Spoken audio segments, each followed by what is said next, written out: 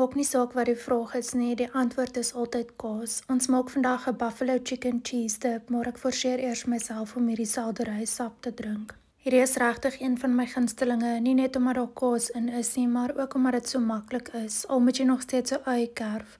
Hierdie is daai tipe gereg wat jy sal voorsit wanneer jy wil hê jou familie moet weer lief wees vir jou. Ons gooi nou ons hele lewe in hierdie bak. Ek gooi 'n bietjie cottage cheese en room ook in, 'n bietjie cheddar en jy kan hierdie Louisiana hot sauce vervang met gewone barbecue sauce.